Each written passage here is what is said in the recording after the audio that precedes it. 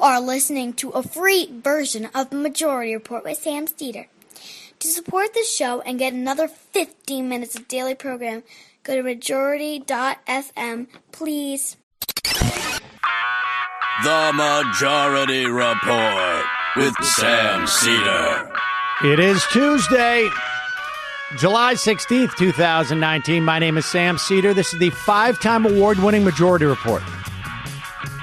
We are broadcasting live steps from the industrially ravaged Gowanus Canal in the heartland of America, downtown Brooklyn, USA. On the program today, Trump doubles down on the racism, and Republicans denounce him. Psych. Meanwhile, the squad strikes back, and the House to vote on a resolution condemning Trump's racist remarks. That's unprecedented. New abortion restriction in effect today will impact women's ability to access abortion around the country. It's day 2 of the Amazon Prime strike by workers in Minnesota. Forgot to mention it yesterday. Stop those orders now.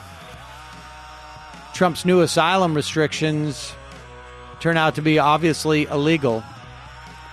And Pelosi shoots down a clean debt ceiling deal with the Trump administration. Elizabeth Warren under fire for her 90s corporate bankruptcy representation. Bernie Sanders, meanwhile, uses his email list to fundraise for the squad. Iran opens the door on negotiating away ballistic missiles. Meanwhile, in Puerto Rico, leaked texts throw the governor's race into turmoil. And Congress wants to know, is Lyme disease a Pentagon F-up? Oops.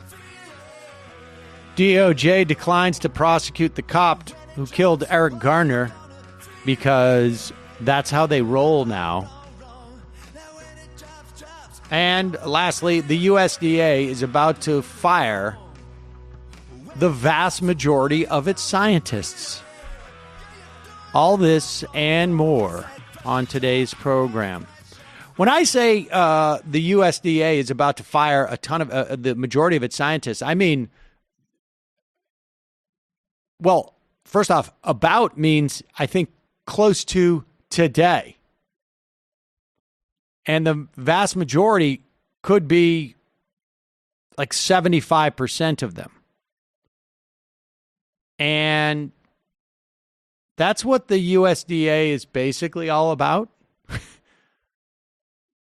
Science in terms of keeping our food supply functioning and safe, et cetera, et cetera. The Trump administration wanted to move research agencies to the Kansas City area from Washington, D.C., pretending that the USDA scientists work with farmers, like individual farmers. But that's not actually what they do. Staff have until midnight last night to decide whether they will uproot from Washington, D.C. area and join the department as it moves its research branches from Washington, D.C. to Kansas. The move is set to be completed by September 30th. It is basically a strategy by the Trump administration to sideline scientists and researchers and to really essentially assault the agency, right? Like, I mean, there is,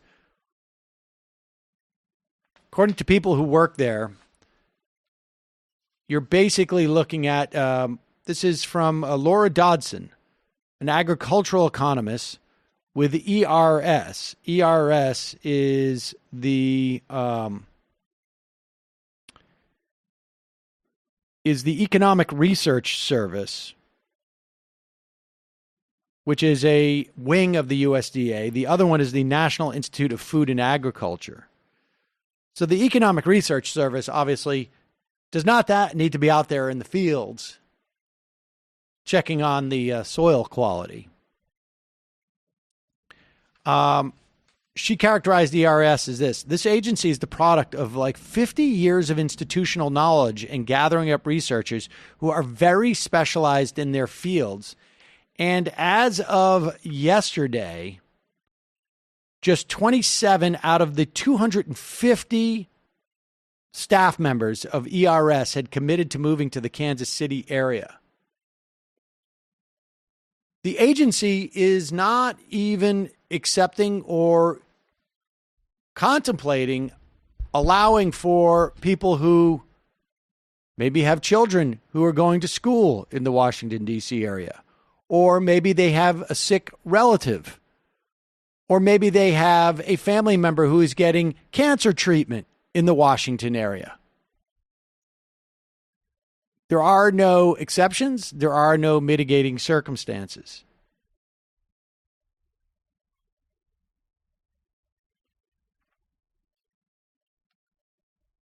The decision comes as other agencies are also planning to relocate parts of their teams around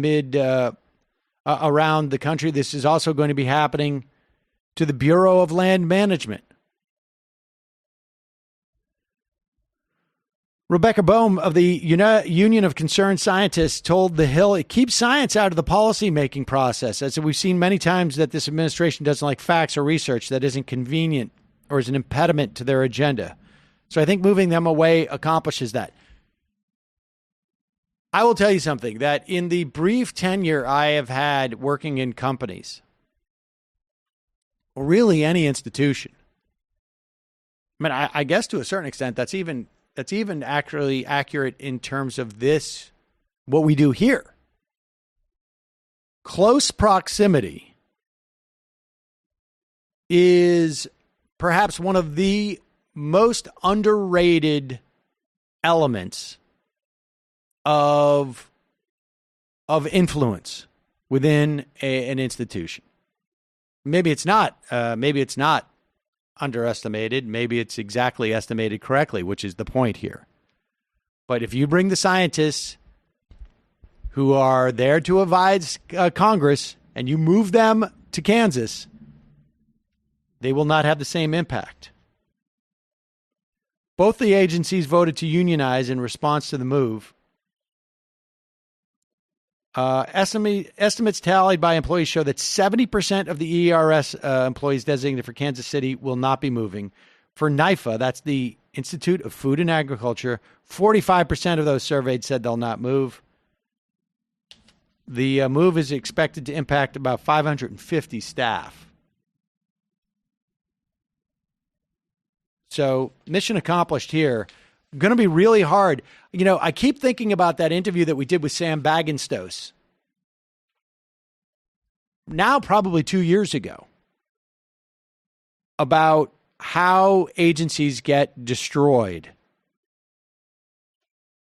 with 8 years worth of Republican rule. And I would say that this 4 years, pretty darn close to what 8 years of the Bush administration was like.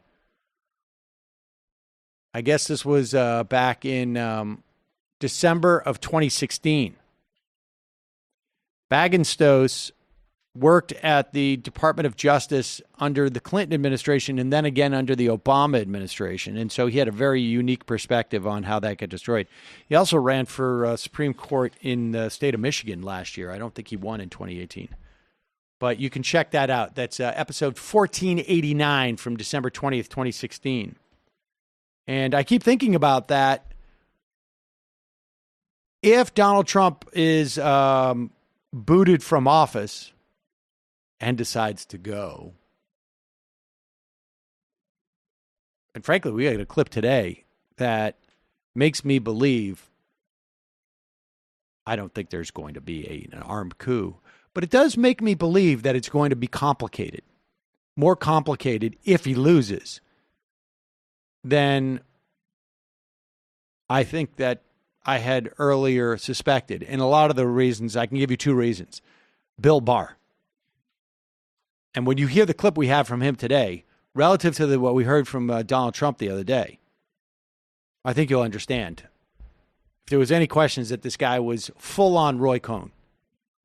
And I don't think with Bill Barr, it's just about protecting the institution of the presidency.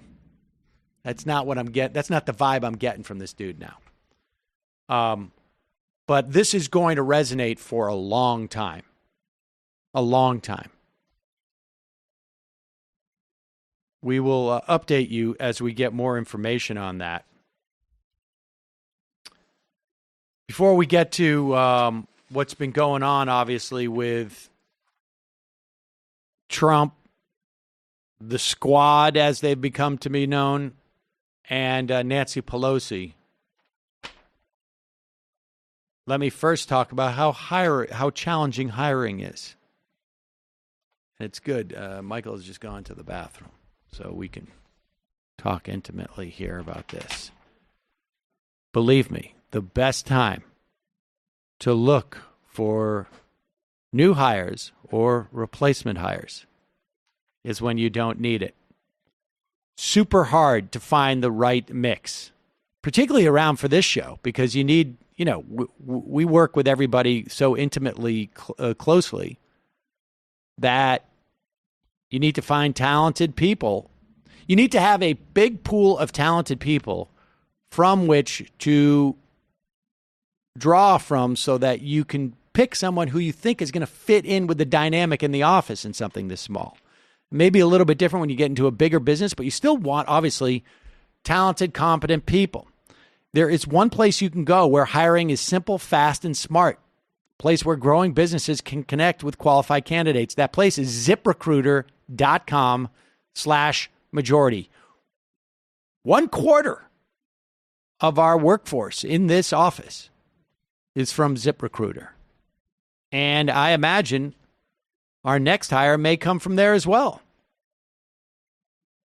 ZipRecruiter sends your job to over 100 of web's leading job boards, but they don't stop there. With their powerful matching technology, ZipRecruiter scans thousands of resumes to find people with the right experience and invites them to apply for your job. As applicants come in, ZipRecruiter analyzes each one and spotlights the top candidates so you never miss a great match.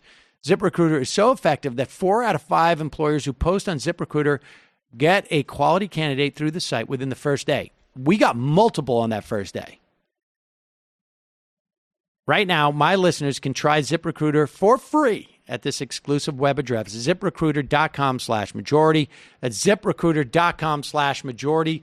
ZipRecruiter.com/majority. ZipRecruiter, the smartest way to hire. All right, let's start with just this clip because I thought this was pretty funny. Yesterday, and then we'll get into Donald Trump's racist assault on people. So yesterday we played a clip of Joe Biden really being disingenuous by saying, and he's been spreading this type of stuff before too about Medicare for All, saying that if we go with Medicare for All, we're going to have to take like a 4 or 5 month hiatus from people being covered with health care or something. There's some bizarre construction just designed, I guess, to hit the ears of people who don't spend too much time thinking about this stuff. I mean, it's a really cynical move. And then he got even more cynical where he said, like, we're gonna get rid of the ACA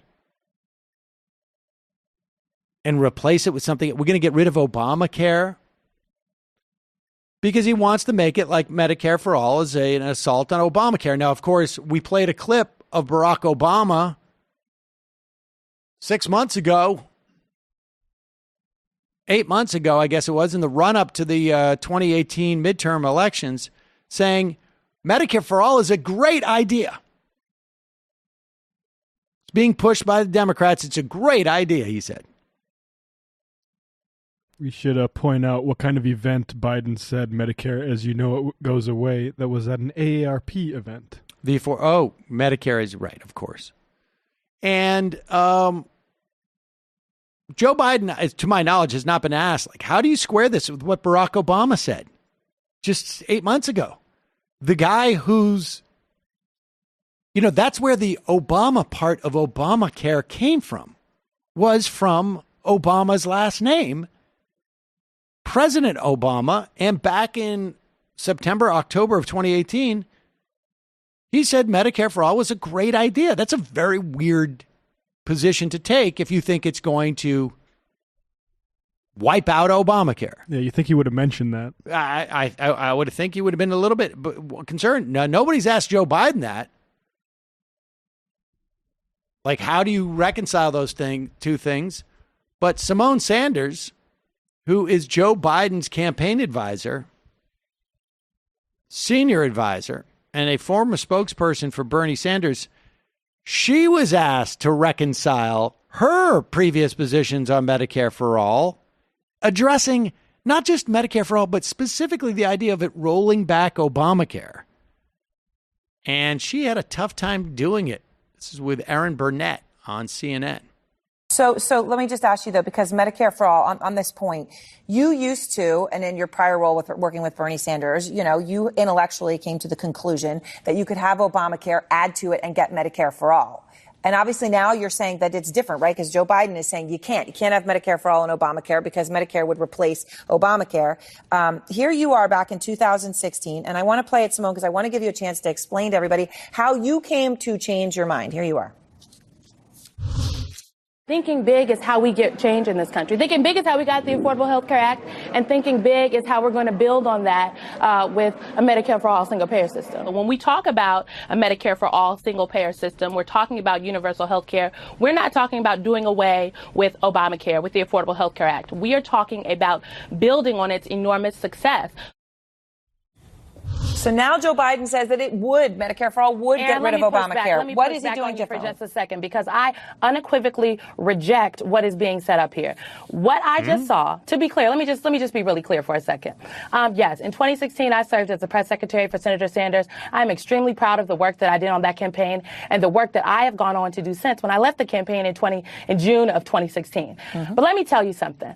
Talking about universal health care has been a very popular point in the Democratic Party. Has been popular in places across the country. Frankly, it's popular with Republican voters and independents alike. But when you talk about health care, when you talk about coverage, we have to talk about specific plans.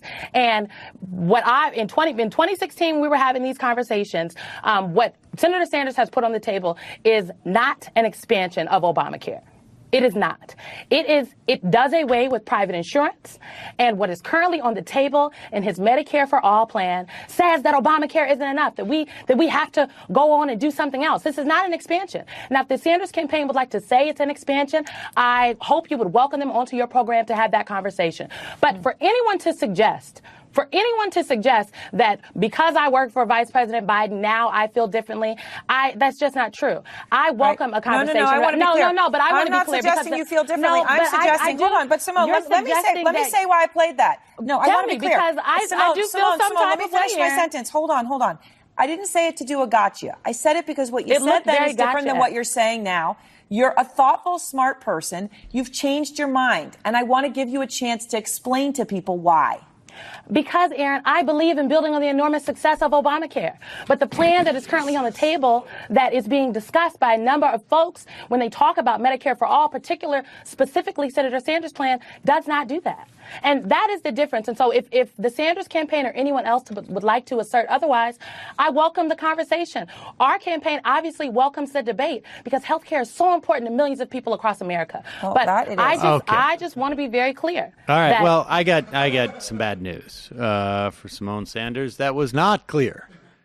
It was not clear. As far as I know, the plan that Bernie introduced in 2016 is the same plan as today. I don't think it materially changed in any way. Now, does it build on Obamacare?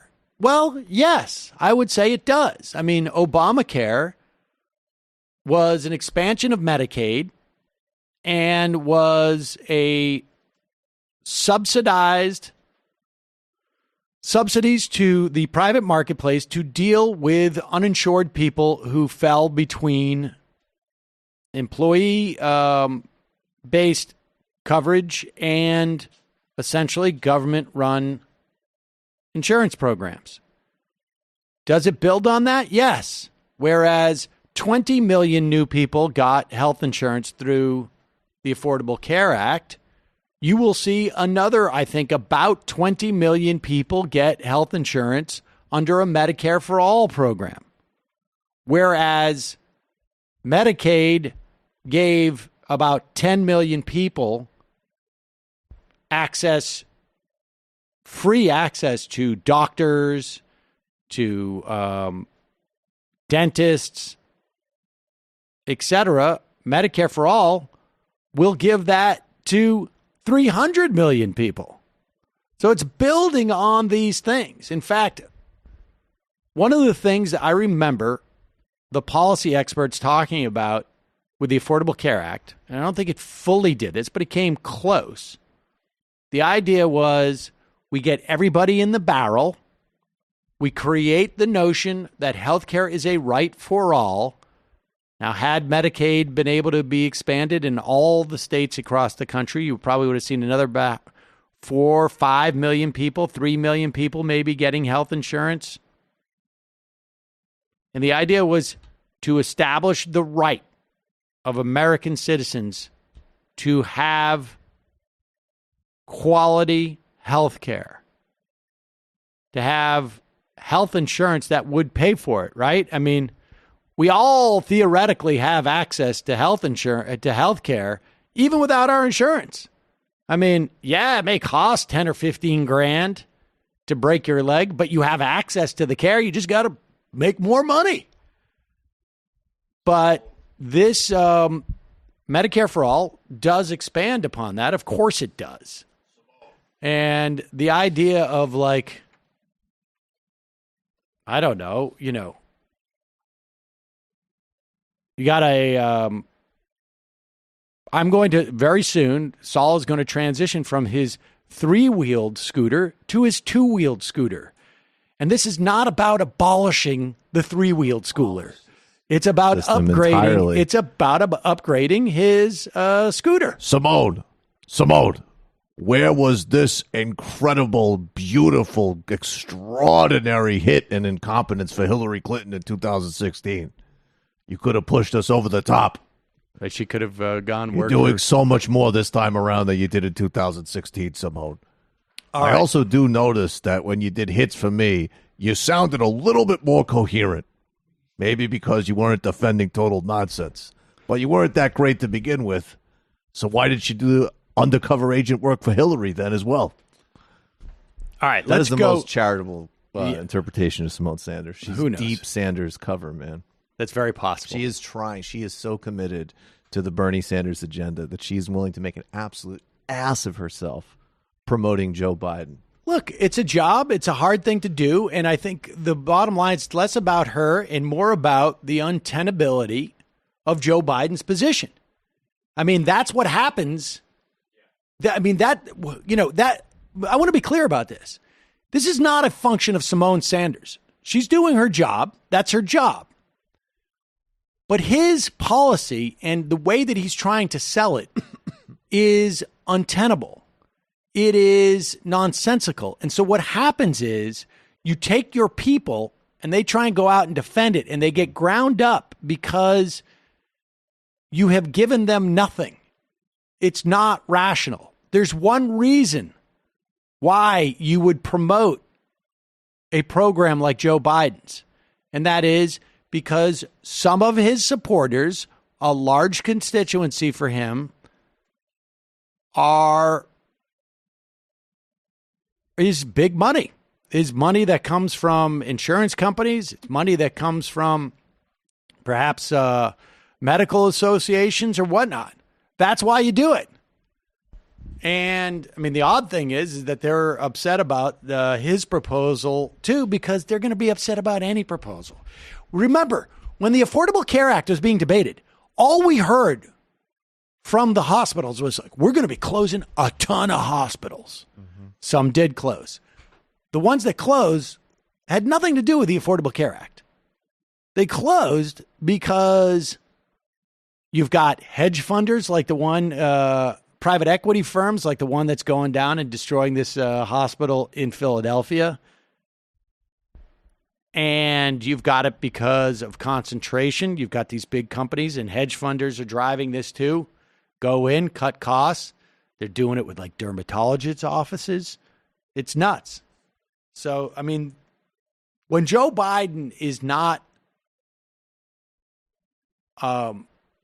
sincere or does not have integrity in his explanation for these policies, it ends up doing to Symone Sanders what just happened there. Yeah, that's a great point. But she also really sucks, Sam. And I think it's very important that we not lose sight of that, even as we rightly explain that Joe is an absolutely incoherent candidate who will actually spend more money than me and leave more people uninsured.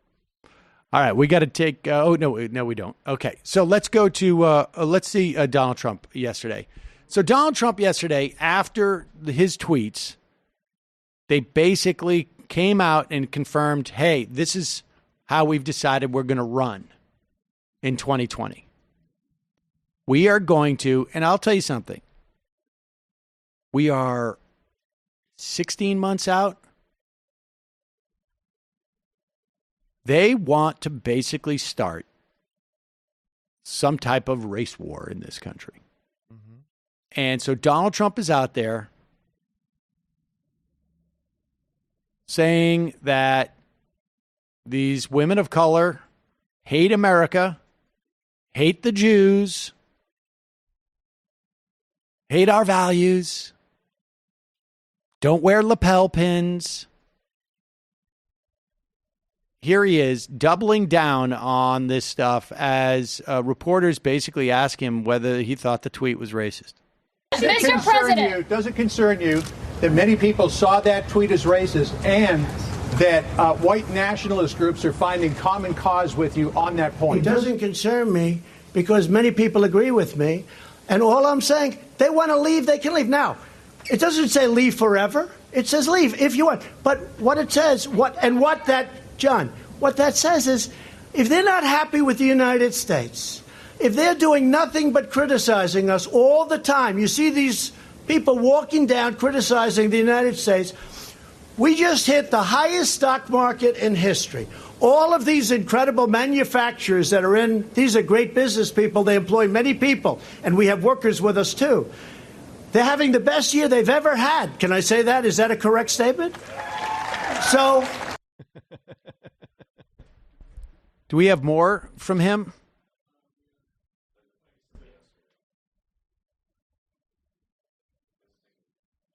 We got him going off and doubling down on they hate America.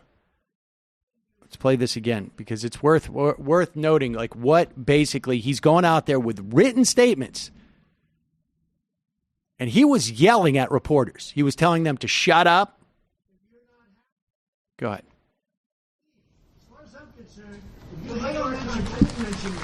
If you're not happy here, you can do that. But I will tell you, with our country, and I think everybody in this audience, these are great manufacturers, great workers in our audience, too. They brought a lot of their workers here.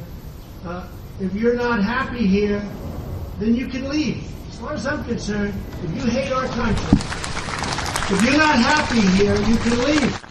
And that's why I say all the time, that's what I said in a tweet, which I guess some people think is controversial. A lot of people love it, by the way. A lot of people love it. But if you're not happy in the U.S., if you're complaining all the time, very simply, you can leave. You can leave right now. Come back if you want. Don't come back. It's okay, too. But if you're not happy, you can leave. But these are American citizens. These are American citizens. Well, that's just a very racist statement, somebody that would say that. So Speaker Pelosi said, make America white again. She said that's what you want. want. That's a very racist statement. I'm surprised she'd say that. Why do you want to do that? Mr. President, three of the congresswomen that you talked about. Yeah, there you have it. And he started yelling at a lot of people. I mean, this is when you come out with that, you're doubling down. And And this means that not only was he sort of on a jag tweeting about this, but that his campaign has basically said, we are going to make this about black people and the Democratic Party, brown people and the Democratic Party. That's basically it. That's what the election is going to come down to. They're going to pursue this agenda. They're going to pursue it at the border. They're going to pursue it in this way in Washington. This is the way the Trump campaign intends to win the election, to play on the racism, the vast racism of their base and their voters. And there is only one way to address this, and that is to fight. There is no appeasement of these people. There is no appeasement of the Trump folks. There is only one way to deal with this, and that's head on and aggressively. Because you need to now motivate. Look, they know this is a base election. This is a base election. You need to turn out your voters. And this is what Donald Trump is attempting to do. Now, with all this said about Donald Trump doubling down, and people have expressed in the past, like, I don't think he's going to leave. And I've got to say, I've just poo-pooed that a little bit because Donald Trump and what army? But of course, the way that you would fight an election would be to say that it was somehow rigged or that it was somehow illegal or whatnot. But you would need, obviously, not just private attorneys. You would need some force of the U.S. government. Well, yesterday, for some reason, Bill Barr decided to wade in on this. And by this, I mean, like, the president coming out and saying that those 4 congresswomen hate America. Here's the way that Bill Barr would basically say the exact same thing that Donald Trump did, which to me signifies that the idea that this guy came in to protect the institution of the presidency was BS. He's a movement conservative. He's there to protect Donald Trump, period, end of story. He figures this is a way maybe that he'll get super wealthy and a way that he'll put a bunch of movement conservatives on the court. God knows what else it is. Play this. My concern today is that under the banner of identity politics, some political factions are seeking to obtain power by dividing Americans. And they undermine the values that draw us together, such as a shared commitment to our country's success. This is the breeding ground for hatred, and we must reject it. It's very surprising you talk about Trump that way. Well, look, what do you think he's saying when he talks about identity politics? Right? That's a code word for it's brown people. It's black people. It's women speaking out. What does he say about not sharing our shared values of America, wanting America's success? In other words, they hate America, which is exactly what Donald Trump had just said. So make no mistake about it. Bill Barr is Donald Trump with a brain. And they've always had I think Pompeo is the analog at Secretary of State. They actually, you could look at these guys as like the upmarket channeling of the exact same message.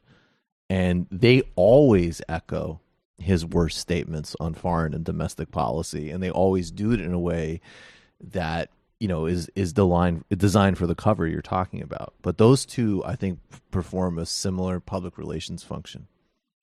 It's amazing.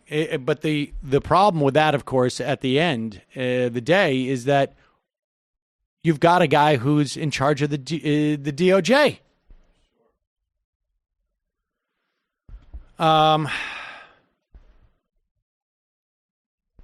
Let's go now and hear from members of the squad. I'm going to play these in reverse order. Let's first hear from Rashida Tlaib. We cannot allow these hateful actions by the president to distract us from the critical work to hold this administration accountable to the inhumane conditions at the border that is separating children from their loved ones and caging them up in illegal, horrific conditions. I represent the third poorest congressional district in this country, one that is made of working people who have been targeted by this administration, and their actions and words are hurting them today. I was elected to fight for them, fight for the 13th congressional district. They sent me here to Congress to fight back against the corporate assault and the corruption in our country. This means supporting an impeachment inquiry of this president and his actions by the administration and his appointees. Sadly, this is not the first, nor will it be the last time we hear disgusting, bigoted language from the president. We know this is who he is, and we know that he and his administration are constantly engaged in actions that harm residents and American people in our country. Many members of Congress have called for his impeachment because of his utter disregard and disrespect of the United States Constitution. And despite this and other many attempts to distract us, I remain focused. We remain focused on holding him accountable to the laws of this land and accountable to the American people. So, Congressman Al Green, we're sure again where he's from. I believe he's from South Carolina. South Carolina will be introducing articles of impeachment this month as a function of Trump's bigotry. You'll recall that... Pardon me, Texas. Texas. Andrew Johnson's articles of impeachment was also a non-criminal. High crimes, misdemeanors. Outwardly being racist towards some Congress people, I think, is up there. And it's going to be really interesting to see what happens with Nancy Pelosi on this one. But we will get to Nancy Pelosi in a moment. Here is Ilhan Omar responding to the president. This is a president who has openly violated the very value our country aspires to uphold: equality under the law, religious liberty, equal protection, and protection from persecution. And to distract from that, he's launching a blatantly racist attack on 4 duly elected members of the United States of House of Representatives, all of whom are women of color.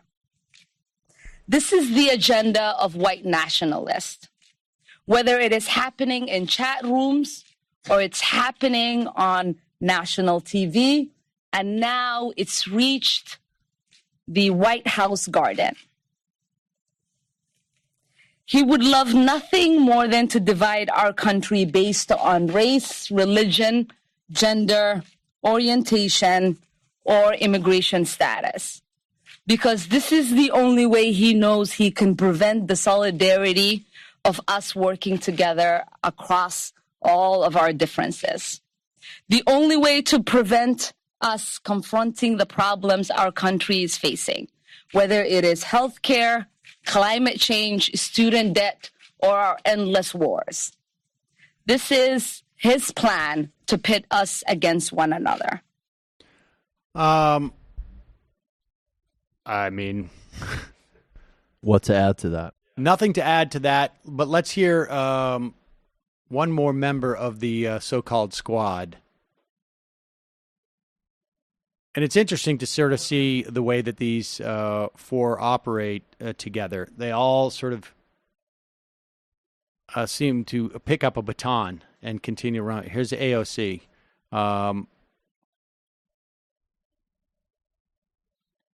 Weak minds and leaders challenge loyalty to our country in order to avoid challenging and debating the policy.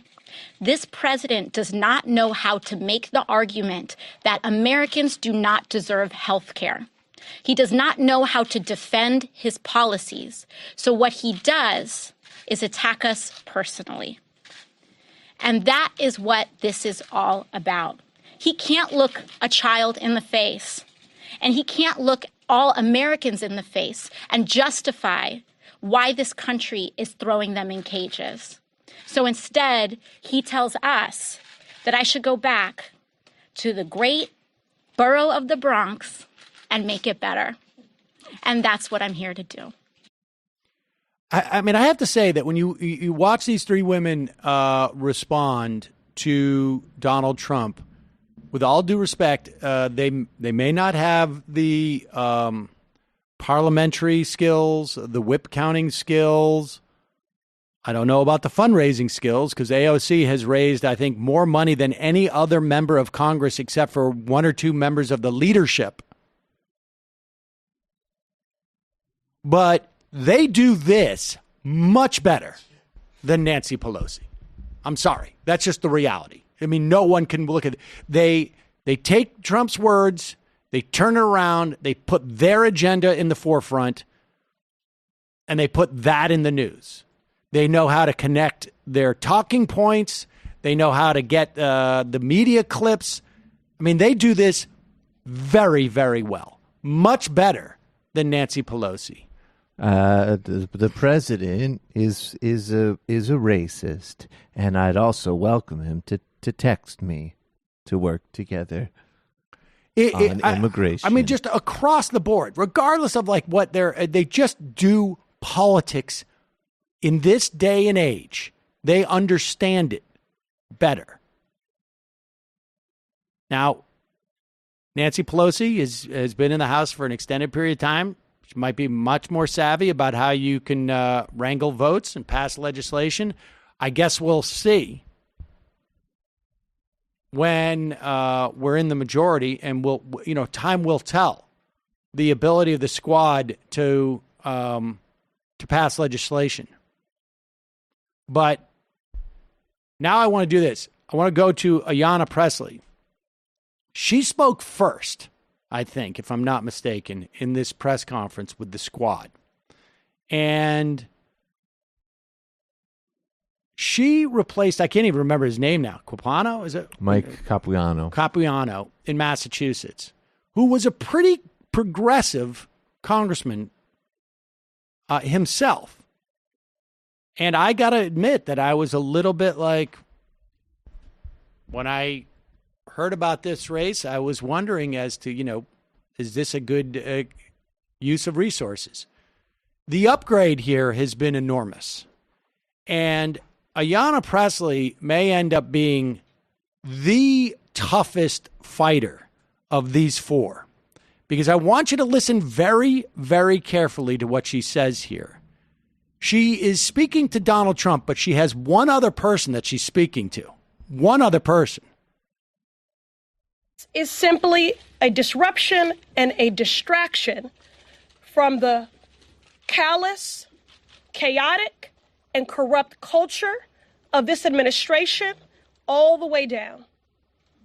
We want to get back to the business of the American people and why we were sent here, reducing the cost of prescription drugs, addressing the public health crisis and epidemic that is gun violence, addressing the racial wealth gap, and yes, making sure that families stay together. I also would like to just underscore the fact that despite the occupant of the White House attempts to marginalize us and to silence us, please know that we are more than four people. We ran on a mandate to advocate for and to represent those ignored, left out, and left behind. Our squad is big. Our squad includes any person committed to building a more equitable and just world. And that is the work that we want to get back to. And given the size of this squad and this great nation, we will not be silenced. Okay. So, and I like the fact that she doesn't call him the president. She calls him the occupant of the White House. Nice touch. But ostensibly, she's speaking to Donald Trump and saying, our squad is big. We are more than 4. And here's who she's speaking to. She's speaking to Nancy Pelosi, who just a week ago started off this row by saying there's only 4 of them. They're not very big. They got their Twitter and whatever. Ayanna Pressley slid that in there as a reminder to Nancy Pelosi that we're not done with this. And we're going to show you how it's done. We're going to take Donald Trump and we're going to use Donald Trump to hammer you. And we're going to use your comments to hammer him. Here it is. Pelosi feels that the 4 of them made themselves irrelevant by voting against our bill. As she put, all these people have their public whatever in their Twitter world, but they didn't have any following. There are 4 people, and that's how many votes they got. Well, to Nancy Pelosi, it's all an inside game. The only thing that matters is how many votes sit in that institution. And the myopia she's expressing here is that she doesn't realize at one point what happens outside of Congress often comes into Congress. And Ayanna Pressley was reminding her of that. And this is where now these guys are going to be able to take, they now have the advantage. Because they have pulled, Donald Trump stepped into it, and they've pulled him deeper into it. Because now it's Nancy Pelosi has a choice. Whose side do you want to be on? The squad side, our side, with our bills? Or do you want to be on his side? And that's what's going on.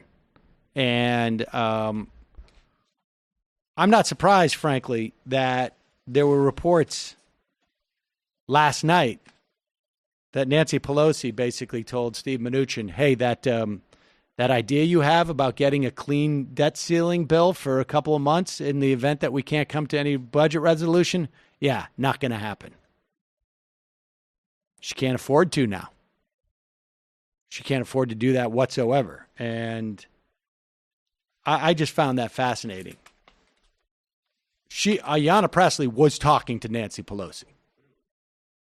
And it was pretty impressive stuff. Let's just go through. Here is Kevin McCarthy. It's amazing to me. You had Ben Shapiro was tweeting last night that Trump really stepped in it by getting all xenophobic. Little brand monitoring. And trust me, I would know. Ben, huh? I had to make a whole part of my website about the stupid, the bad things I said. I love that. Okay, it was a stupid comment. I said it a couple days ago. Shouldn't have said it.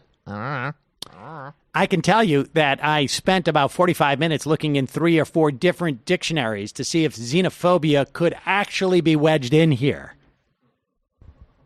And it can be. It is a fear of the unknown or the other.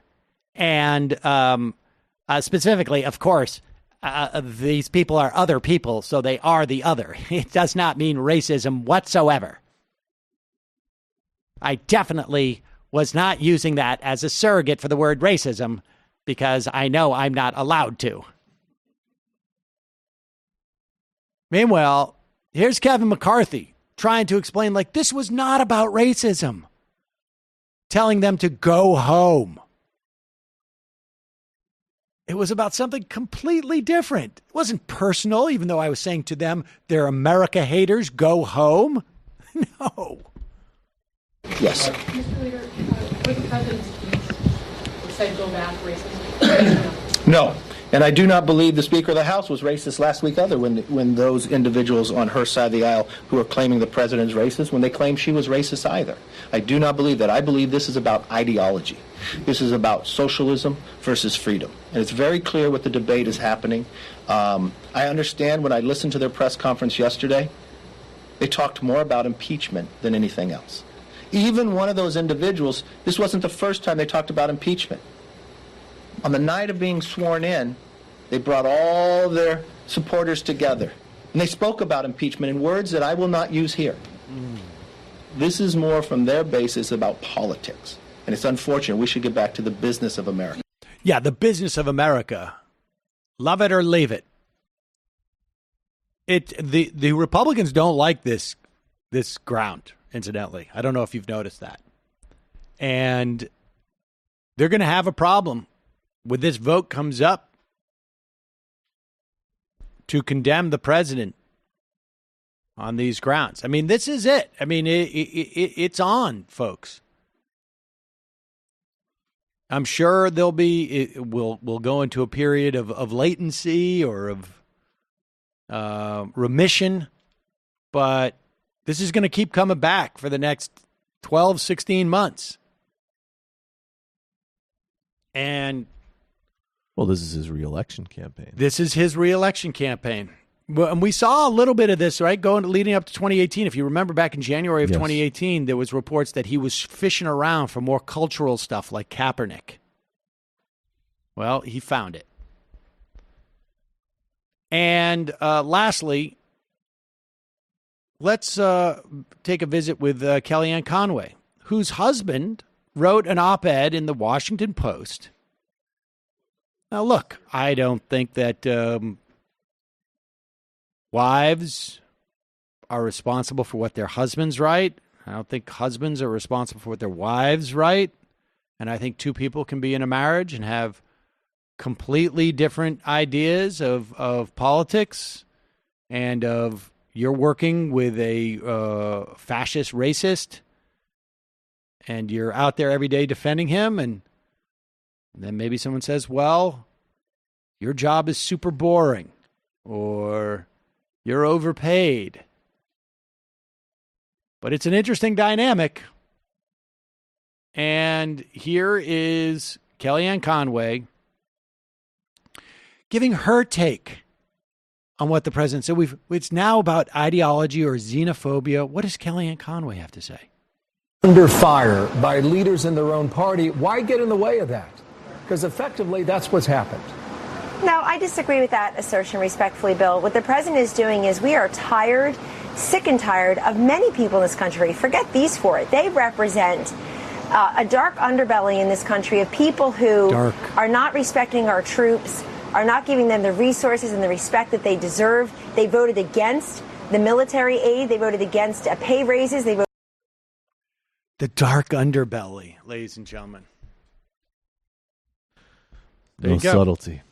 America haters, those dark underbellied America haters. They're doing socialists a lot of favors with the whole intersectionality issue by basically forcing anybody who's not a racist into the socialist and communist camp. They're also doing a lot of, Well, that's what I'm saying. That's what's happening. That's why the squad went out and had a press conference on this and basically said, you're going to double down, we're going to double down.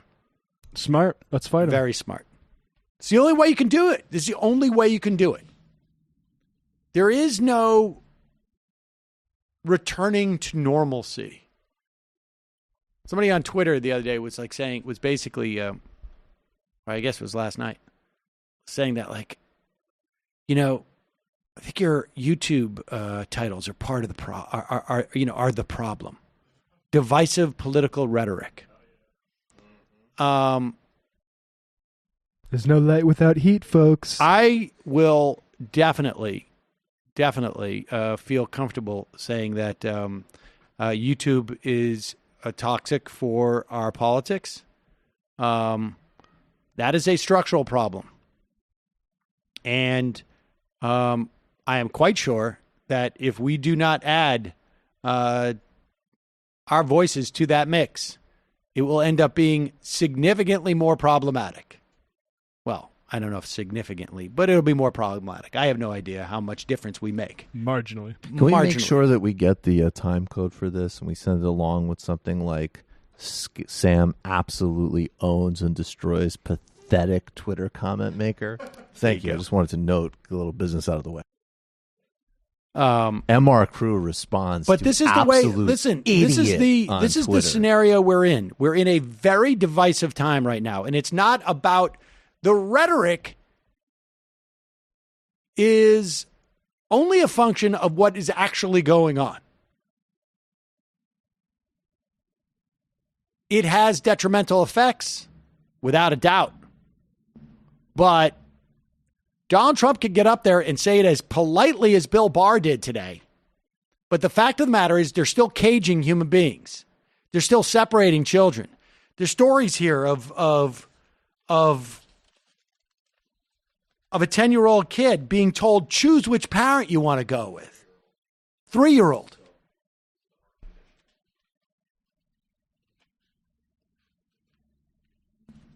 We still have the Department of Justice saying, yeah, don't worry, we're not going to look into any type of civil rights violations by the cops. We have scientists being fired from their jobs to protect and project out on our food supply. We have the EPA rolling back protections for people's health. We have right-wing judges who are taking over the judiciary, who are going to enforce more abortion bans and reproductive rights bans. Today, in this country,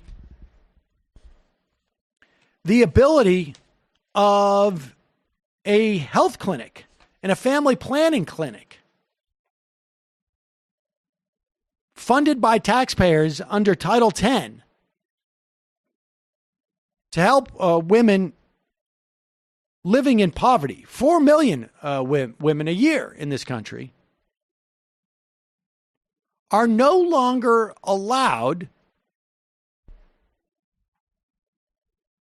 to refer people to abortion clinics if they need an abortion or if they want an abortion. It looks like you may have a problem in terms of your pregnancy. We cannot refer you. You want to end your pregnancy? We cannot refer you. Basically a gag order.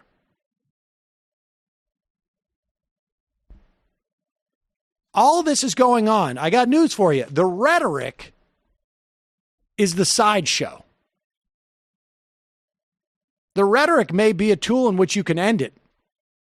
But being nice, talking nicely, it's not going to make a damn difference. Chuck Schumer got the first news-worthy soundbite that I've seen of his in months last night. And it was just when he said to Republicans, you're making a deal with the devil.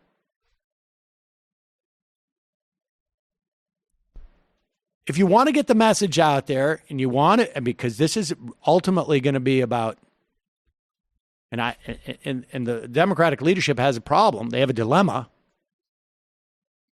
because they don't want to get out there and say this stuff because it's going to promote impeachment. But everybody else who wants to defeat Donald Trump realizes that this is what you're going to have to do. And now it looks like Al Green is going to introduce that impeachment inquiry legislation. It's going to be a question as to what Pelosi is going to do about it. She'll punt, wait to go on vacation over the summer. This is what's going to happen, folks. But it's going to be there when we get back.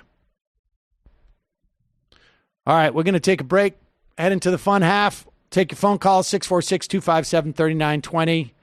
Just a reminder, this program relies on your support for its very, very existence. You can become a member today at jointhemajorityreport.com. Jointhemajorityreport.com. Don't forget, justcoffee.coop. Fair trade coffee, tea, or chocolate. Use the coupon code majority, get 10% off. Just Coffee is sponsoring, for the time being, the AM Quickie. And we've got some good feedback. Looking for more, send us emails at majorityreporters@gmail.com. You will notice changes with it over the next couple of days because we're responding to feedback that we get. It's not even 5 minutes. That is the I am determined to keep it under 5 minutes. And you just get a good notion of what some of the top stories that we're following are for the day and what other people might be following. Check it out. It's in the feed. We're going to move it eventually, but check it out for now. Today is Tuesday, so Michael is in. Yes, indeed. And tonight at 6 o'clock. What point do you change from your T-shirt into your... Usually after the show, I go back to my apartment and get properly freshen retired. up, right. That's exactly right. Roll out of bed. Indeed.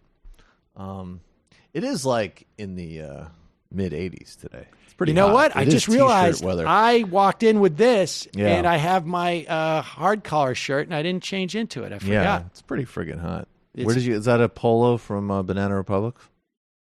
No. Where's that one from? Old Navy? No. Sears? J. Crew. Target? J. Crew. Oh, okay.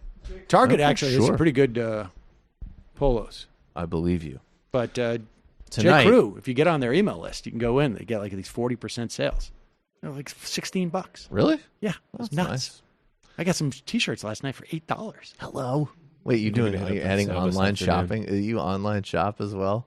What? You do online T-shirt shopping while you scroll through Twitter and manage your kids? I won't go to a clothing store anymore. I mean, because there's no J. Crew that's half a There's block no away, J. so I Crew don't see it that's on the way to close by. I don't see it on the way to the subway. Oh, so look, $15. I'm gonna subtweet Chuck Schumer. Then I'm gonna get a polo shirt, and then I'm gonna argue with my children. And that's my evening. I think Do you you've got see? it reversed because the kids go to bed. But okay. yes, You get them in. All right. Well done. Thank you. Tonight at 6 o'clock, we're doing a pre-stream with David Dole of Rational National. We're going to be talking about the fall's elections in Canada. People demanding Canadian political coverage will finally get some. Oh, my God. We're talking about the NDP. What a sellout. capitulation. I'm totally capitulating to the endless demands for Canada coverage, but I am looking forward to talk to him.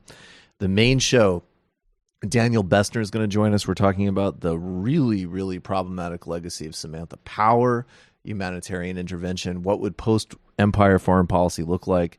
And we're looking at this really disturbing Mike Pompeo initiative to have a commission on on redefining inalienable rights, which will obviously be an assault on LGBTQ people and against women's health autonomy. But we don't want to just sort of retreat to the 90s. We need to broaden human rights. So, and then of course we're going to be talking about Ilan and Rashida and Sam Harris.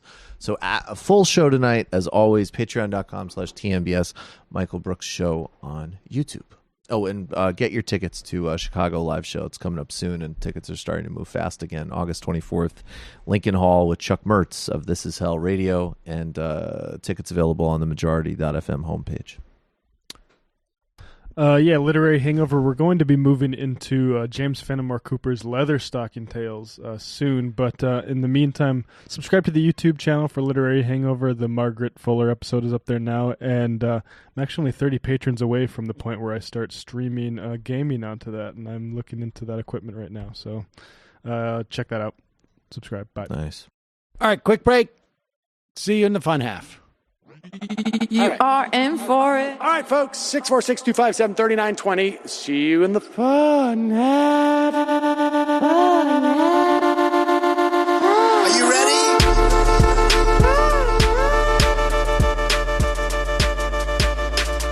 Who sent us this? Alpha males are back. Boys back. And the alpha males are back. Just as delicious as you can imagine. The alpha males are back. Boys back. And the alpha males are back. Just want to degrade the white man. Alpha males are back. I take all of it in my throat. Alpha males are back. Almost has what? The alpha males are back. You are a madman. And the alpha males are back. I am a total cunt. back DJ Danergy's song, please. Yeah, or a couple of them. Just put them in rotation. DJ Danergy. Well, the problem with those is they're like 45 seconds long, so I don't know if they're enough of a break for people. That's fucking nonsense. Hey, folks, reminder. I do not have Parkinson's. And the alpha males are... Psych. Fuck them. Fuck them. Almost says what? Almost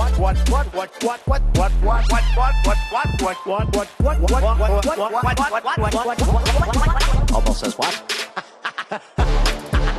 Hell of a lot of bank. Hell of a lot of bank. Hell of a lot of bank.